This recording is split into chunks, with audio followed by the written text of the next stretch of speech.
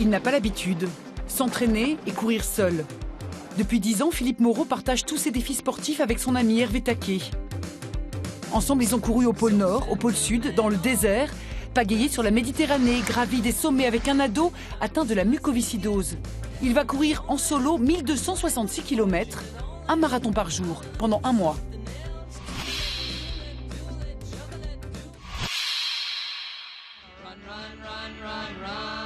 C'est un projet qui mûrit dans ma tête malade depuis 3 ans. On prête notre image pour vaincre la mucoviscidose depuis un petit moment et je cherchais un projet pour vraiment que pour la muco, quoi. Et je me suis dit, relier Marseille à Paris, ça va parler à tout le monde, ça va interpeller. Philippe a commencé son entraînement il y a 7 mois. Il a perdu 7 kilos. Ce chef d'entreprise, père de famille, a réussi à courir après le temps pour enchaîner ses kilomètres. Mes entraînements, c'est 3 heures par jour. Donc le tout, c'est de trouver un équilibre. Après, la variable, c'est le sommeil. Malheureusement, en ce moment, mon sommeil rétrécit vraiment beaucoup. Mais il faut que je fasse absolument 25 bandes tous les jours pour arriver à trouver mon rythme et que le corps s'habitue à faire les enchaînements.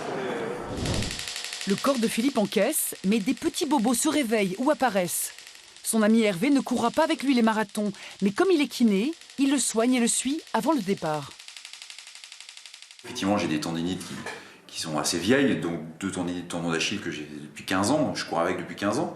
Et là, j'ai une nouvelle tendinite, donc c'est tout nouveau, sur le releveur, et Hervé regarde ça pour me dire si c'est limitant ou pas limitant. Ça fait des mois qu'il s'entraîne beaucoup, donc il fabrique beaucoup d'endorphines.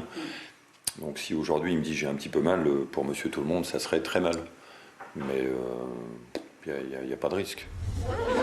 Philippe se lance dans ce défi, appelé Transsouffle, pour lui, pour se faire plaisir, mais aussi pour la lutte contre la mucoviscidose.